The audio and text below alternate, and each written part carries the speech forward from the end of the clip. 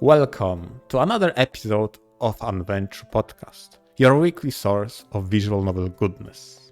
I am Amar, and together with Tauros, we shall venture into another discussion about VNs. This time, we decide to talk about one of the basic parts of visual novel. It's art style. With that said, we will go over some titles which intrigue us with their use of visuals or we just think are really pretty. Starting up, what did you prepare for us today, Tauros? Hello everyone, Tauros here, and one of the first titles that came to my mind about art visual novels with interesting art styles is Nurse Love Syndrome and Nurse Love Addiction. It's a Yuri romance title of slice of life, and what stood out to me at first, that caused me to first notice it, was the art style. It's, as you can tell from the screenshot scrolling by, it's very soft and pastel colors. So I feel like it really fits the whole atmosphere of a very soft and dreamy and idealistic story of the main character just struggling with life and work in general. In both of these titles, the main character is kind of an airhead, and yet she's trying to become a nurse for outside reasons. So I feel like the art style really does a good job conveying how kind of dreamy and innocent she is as she's trying to go through all of these struggles of hospital and nursing life. I think that's one of the biggest reasons why this slice of life title was so endearing to me. Because on the one hand, you have the story and the plot of the main character growing through life and learning a lot about her coworkers and friends as well. And part of the reason it really works is that you have the art style direction that really ties into it, especially with the music. It's my opinion that you can't really isolate elements from a visual novel on their own. Like, as much as several titles have great art styles, it's just one part of the whole, alongside music, alongside the plot, alongside themes. Yeah, I understand that. I still believe you can discuss them separately, but you are absolutely correct. They are part of a whole. Like, this is something that intrigued me from your title that you prepared, the Nurse Love. Both on the preparation stage and now that you're describing it, I had my first reaction, how this direction of the art style contribute to the setting itself. Right? This is Nurse Love, this is hospital setting, this is in general vein in that region. Now looking at the images, it is very clear. The colors are very, I wouldn't say plain, but they are very white, very yellow, very clear. They don't mix that much. Maybe that's that makes sense. How do you feel? No, yeah, of course.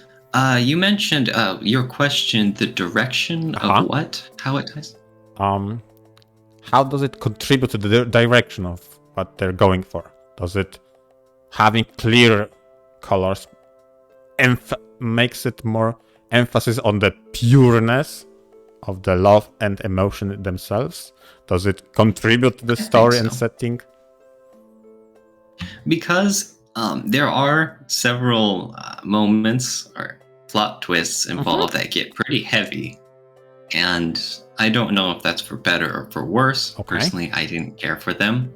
But even when the story's going into much more serious territory, the art style always takes the edge off, you know? I see. You still know that as the story progresses, you know things will turn out okay, and this will be a learning experience for everyone involved. And it does. And so that's another way in which I think the plot ties into the art style too, in which you have an art style that sets up certain expectations and the plot goes along with it instead of trying to fight it.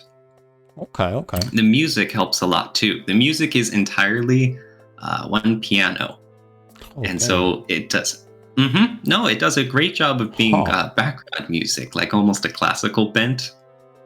How you just hear the soft piano tones floating by in the background as they're getting ready for school in the morning, or they're chatting with their coworkers over a real quick break, or relaxing at the end of a long day. That sort of thing. All in all, so I definitely picked up the title at first because of the unique art style and just of how inviting it looked.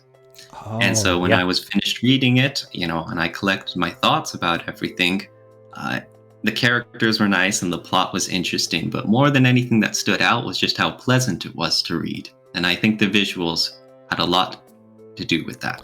So you feel not only was it very in theme, a hospital to have such choice of colors, but it was also very atmospheric to be, from what you're describing, it was very much a healing experience. Very much. Very soothing.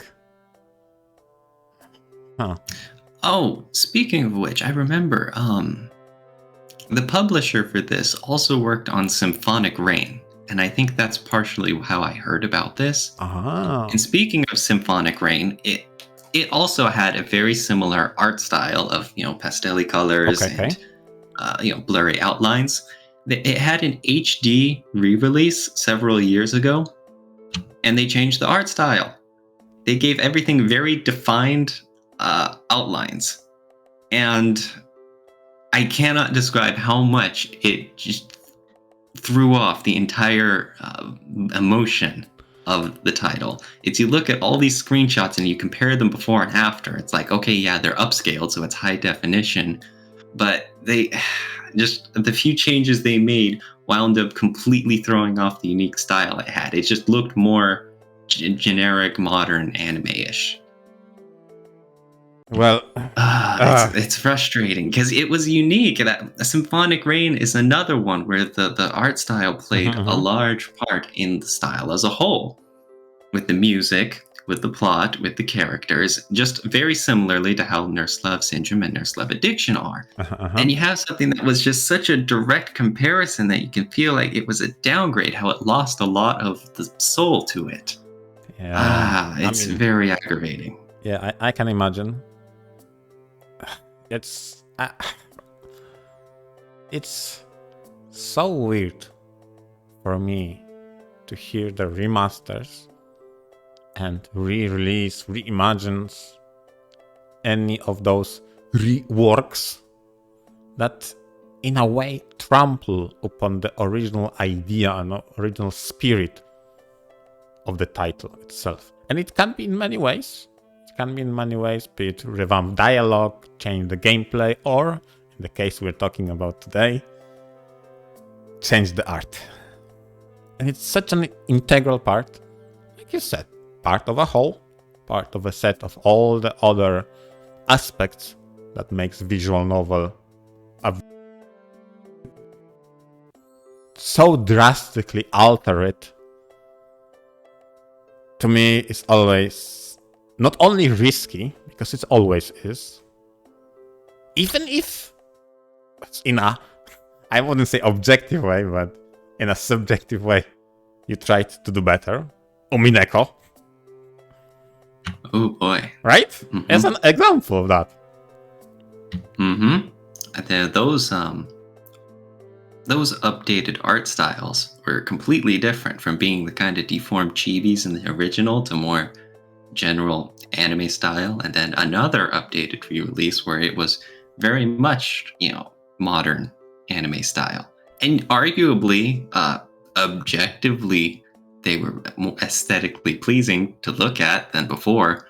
But a lot of people have many fond memories of those ham fists that everyone had in the originals. Exactly, there's some nostalgic feeling, even if the remade art is more modern. It just works, and it even conveys what's happening, because from what I understand, some of the early art style by the original creator wasn't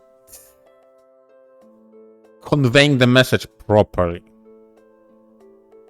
which is one of the reasons they updated the art. Again, I haven't played nor read Yomineko, so I can't really say. But hearing from different perspective from different people, those who like the original and only that, those who championing the purity of the original art style, and there are some that cannot stomach the old direction, and they really appreciate the modern touch. Mm-hmm. But continuing on from that, I prepared Steins Gate specifically on that topic because I want to expand on the idea of art style manipulation, let's say. So, That makes sense. Original release was in 2009, with the official in English was around 2015. But by that point, Steins Gate, or dare I say its adaptation, that was very successful in anime form, grew so large, so popular, that, meaning the anime, became the de facto face of the franchise instead of its origin as a visual novel.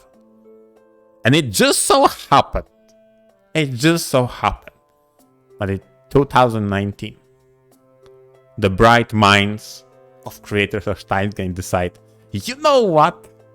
What if we remake the game? Or more specifically, the art style in the visual novel to be like that of anime. And for me specifically, since I was a fan of both adaptation and the visual novel, and full disclaimer, I first watched it as an anime before I reread it as a visual novel, and I appreciate visual novel so much more because of all the thinking that was skipped during the adaptation, all the monologue and dialogue inside the Okabe, the protagonist. But going back to the Elite release, they stripped down of the uniqueness of its art style. It's a very striking choice of having a color feeling specifically spilling out of the outline for characters. This was their one thing. Well, maybe not their one thing, but it was immediately obvious to everyone just looking at a screenshot. Yes, It was so recognizable. Like, that's so distinctive. Yet, because of the popularity of the anime, they decided to release it as way more generic art style of what the anime was about. Mm-hmm. And because, to anyone looking at the screenshot scrolling by, the original Steins Gate visual novel had a very washed out look with all the colors. And then you had the anime, which is very strange how that was actually a very good anime adaptation. Yes, true. It's actually one of the best anime series out there. That almost never happens to visual novel adaptations. Yep. So you think fan base is kind of split between all the people who got into the series through an anime and all the people who know it as a visual novel? There's that divide between the fans, right? Yes, exactly. So then Steins Gate Elite went in favor of the anime look, right? Yeah. That's a shame. To be honest, for me, I'll have my own old Steins Gate that I bought, and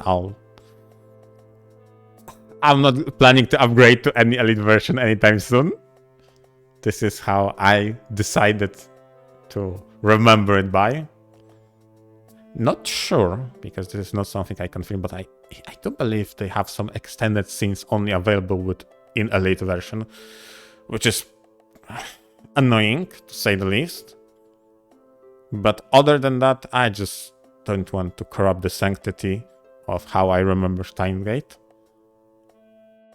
Especially since the stylistic change, now that I had time to think it over, has to be due to the adaptation itself, changing the focus. I mean, it might sound weird, given the collection of screenshots we prepared, but seeing Okabe on a screen, again, Okabe being the main protagonist, was rare in the visual novel. But obviously, due to the nature of anime, he had to be constantly there, constantly animated, constantly doing crazy poses, like the Ataku he was, but that wasn't the case in visual novel. And all that necessity of animation, of movement, and showing characters on the screen required the change in art style. And in essence, contributed to how, when Elite was released, Okabe became more prominent on the screen, which wasn't the case in the original game. It was a very rare occasion we saw the protagonist. Oh wow, that's interesting. So again, we can't exactly take all of these elements of a visual novel in a bubble. Yes. The art style's connected to the characters, which is connected to the themes and so much and so on.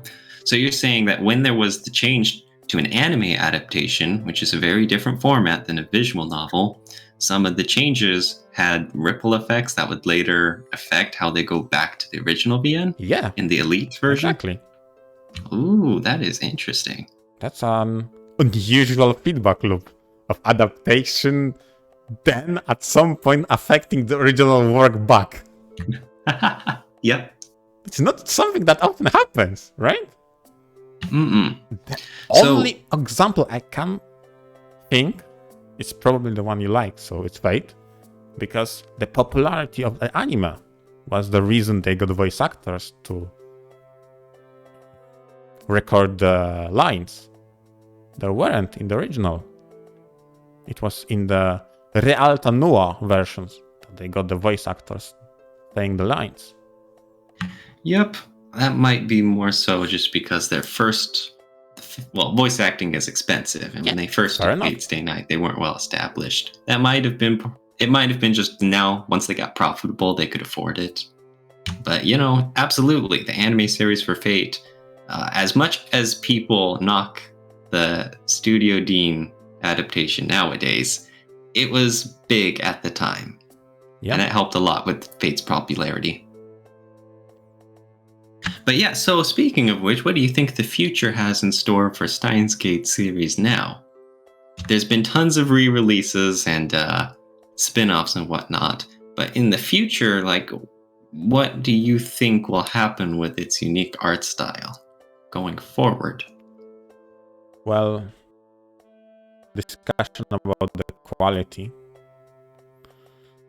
of the story itself and how much it had to measure to its predecessors.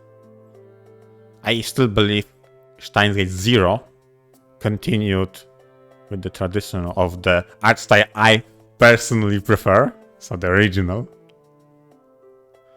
Hopefully, for any continuation, they will preserve it.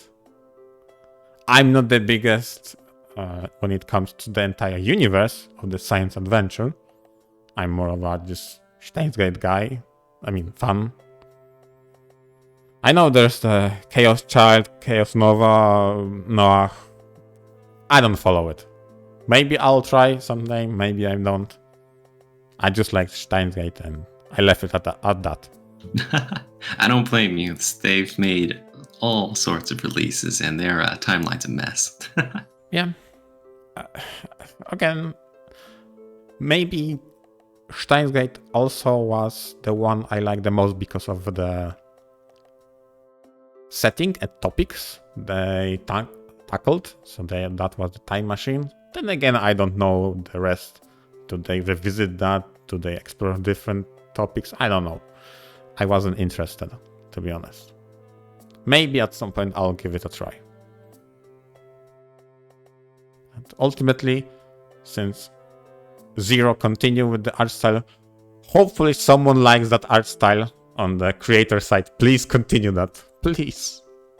Because yeah, there's hope yet. Yeah, because for as fine as an adaptation it was, I do believe strongly that animation wasn't the best part. Because it was just generic. It was good for what it did, fair, but it wasn't standoutish. It didn't really advance the whole style forward, huh? It feels more like it was just there to appeal to the anime fans by saying, look, here's an anime-ified version of a visual novel. Well, again, it wasn't that unique. It wasn't that Steins Gate-ish, if I can say so. I see. So, yeah, hopefully if there is Steins Gate 1 in the future, it will continue with the art style proper. There's another series I have in mind with an uncertain future. Well, I take it back. The series itself has a certain future, but the art style involved is continuing on. And that is Danganronpa. Danganronpa was released pretty early in the Western VN sphere, and it instantly took off for its style. It really pops out. Again, this is another case where I'm very sad that I can't showcase more of what the whole VN shows off, because art style just goes hand in hand with the music, with the plot, with the character designs, how it all is so vibrant and it just pops in your face. Very hectic. And the art style shows that off too, with the heavy outlines and angular direction with all the character designs. I just love the examples you brought are so different. So clean. So comfortable, so pure.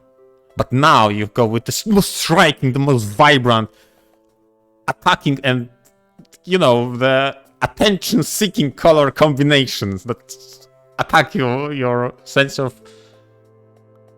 It's a lot like the big city. Be overloaded with that ocean of info, just all screaming to nab your attention. Yes, and that's honestly, that's a very good way to describe the whole Danganronpa series. So the series is officially done now. Okay.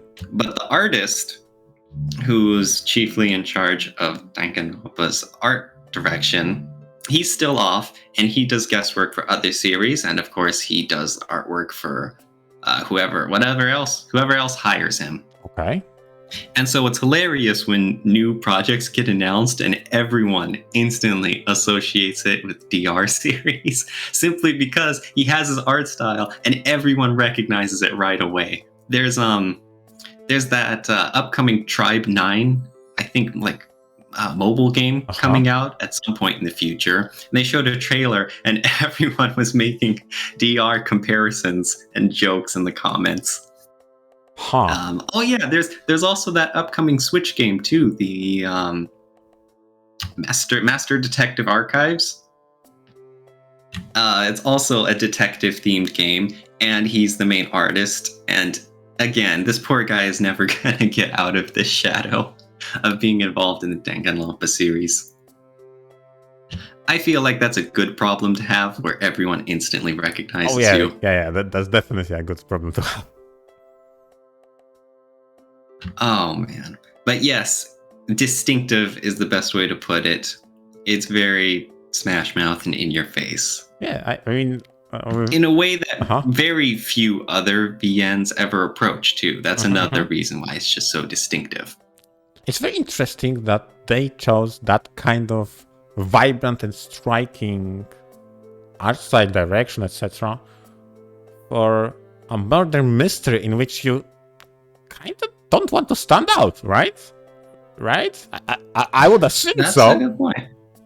Because, the whole premise of it is that you have these insanely talented, eccentric high schoolers, and they wind up in a death game scenario where they're all trapped, and the only way to escape is to kill a fellow student and avoid a trial where they try to determine who did it. And so there's a lot of detective work going on when someone unfortunately gets murdered. And it's interesting that you bring it up that the main character is usually the most unassuming of the batch. Now in the first game, he got picked by random out of all students in the country for being the luckiest kid in the world by winning this random lottery to get enrolled in the academy. Oh, such a luck. So when you have, I know, right? And then he gets roped into this, so poor guy. So yeah, it's funny that how there's the whole disconnect that you have all of these ridiculously outstanding individuals in more ways than one. Then you have the main character who's kind of just more or less a wallflower.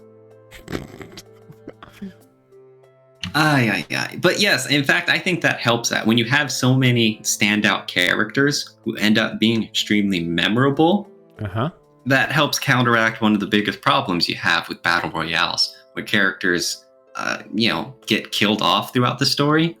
Especially the earlier characters get forgotten. Because they only have a fraction of the screen time. True. So when you have everyone as exaggerated and slightly one-dimensional, they stand out. Everyone makes use of their limited time.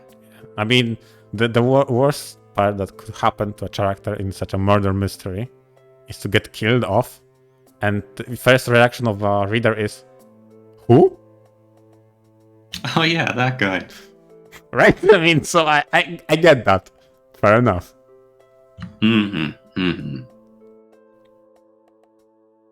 It is definitely... This is a hugely popular series, even though it's effectively over now. But still, it lives on in the hearts of many. Oh, what a wholesome twist you did it. Dang. All right, what do you have us? Speaking of something striking, the second title I prepared was Little Witch Romanesque. It's hard to describe. It's a rising sim title told in a fantasy world. It's a setting ruled by swords, magic, monsters, and you see the story unfolding through the eyes of a powerful magician. You're playing the maestro, and your goal is to teach the young practitioners of magic the way of the world. Not only about the spells and spellcasting, but also how to incorporate it into the everyday life. And the way they chose the art style. And the way everything sparkles. Everything has some sort of I wouldn't say comedic vibe, but that's the atmosphere of mysticism and wanderlust in a lot of depictions on that.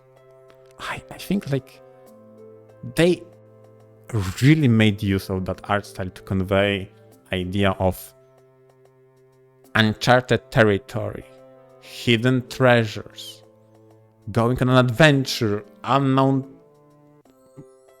escapades, and basically just growing up. This is one of those titles that has a gameplay element, and I felt it was one of the most clever feedback loop of gameplay through story.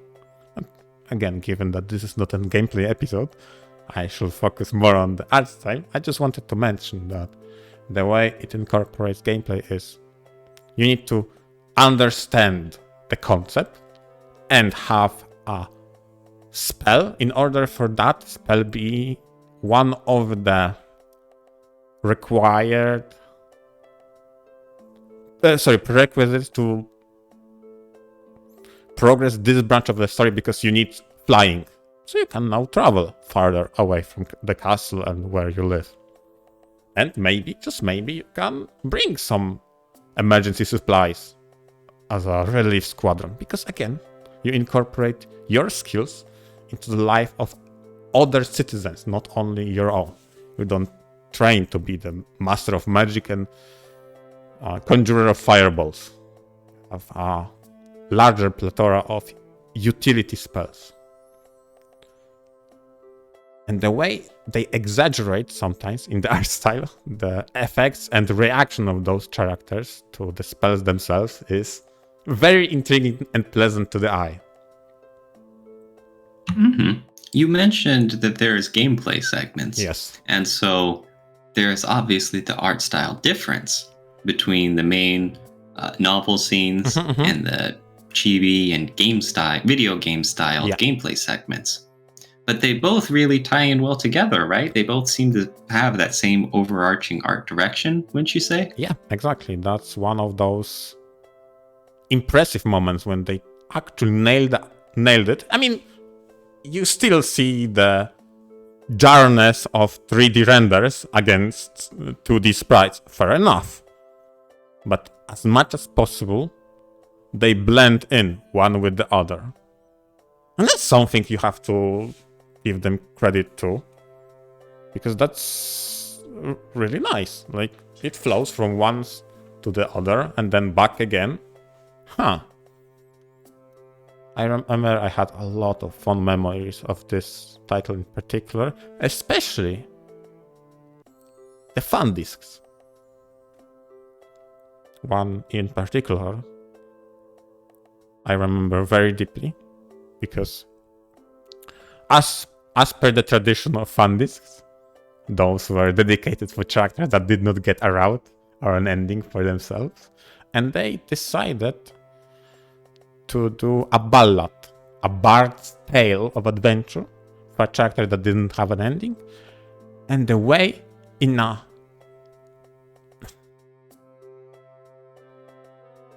how do I say it? They blend the scrolling the pages of a page or a tale you talk about, combined with the music, combined with the dialogue, which tried to be very much in lieu of a song. So whenever a narrator speaks, that narrator tried to make it rhyme, make it flow, and then character dialogue as normal, but then narrator again intertwines with the prose. That was such a great marriage of all those aspects of visual novels with art style front and foremost. I love that. Mm-hmm. That one. It really fits. Yeah, like it fits the whole fantasy, European villages and swords and magic aesthetic, right? Exactly. And I just, that ballad was something else. I just loved it. Ooh, that's pretty hard to do. Yeah, and the narrator was one of my favorite characters. It was the trickster Queen Fairy, and she was narrating the entire thing. I just love that. That was so amazing. I love it. A lot of these screenshots going through have a very reminiscent style, like being in painting. Yep, exactly. So I just can't describe in words how good of a package of art style it was. How consistently it contributes to its own setting and atmosphere they were going for. I recommend it. Especially for those who love gameplay in VNs, because this is a very clever of doing things. Yeah, that's you all right, MR.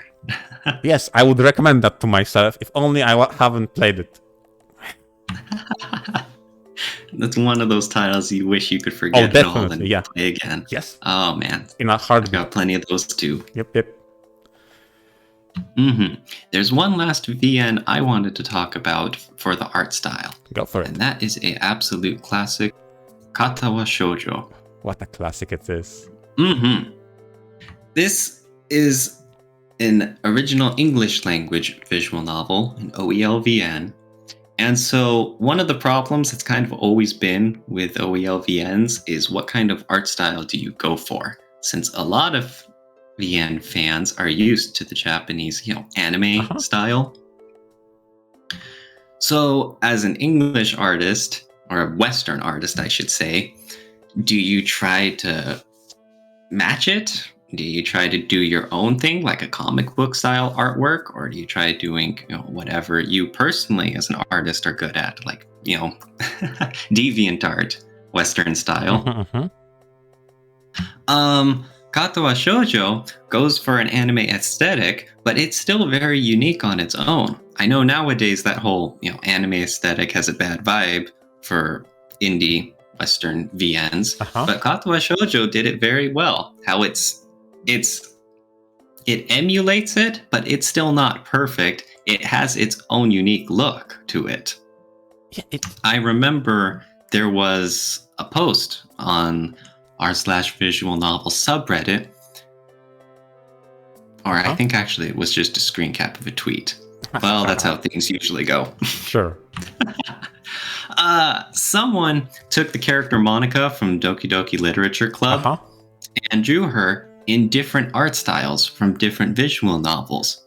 And one was Katawa Shoujo, and then there was also Clanad, Flowers, and Eden.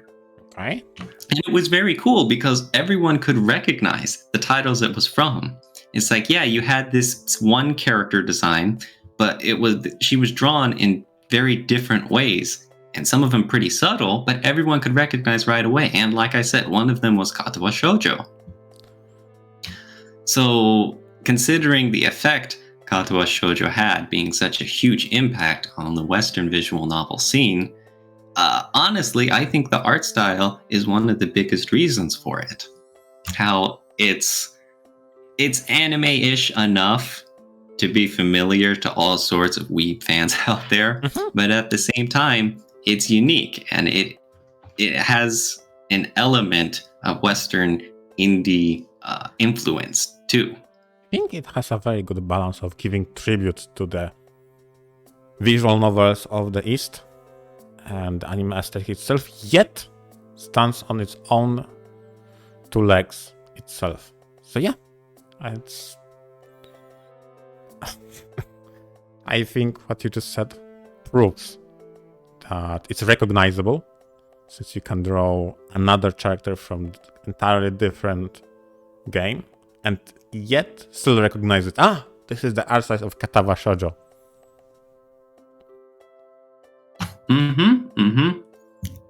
I think that's another reason why it's still the classic. Oh yeah. And if it weren't for its default 800 by 600 resolution, it would be incredible. It'd be perfection. Yeah, I agree.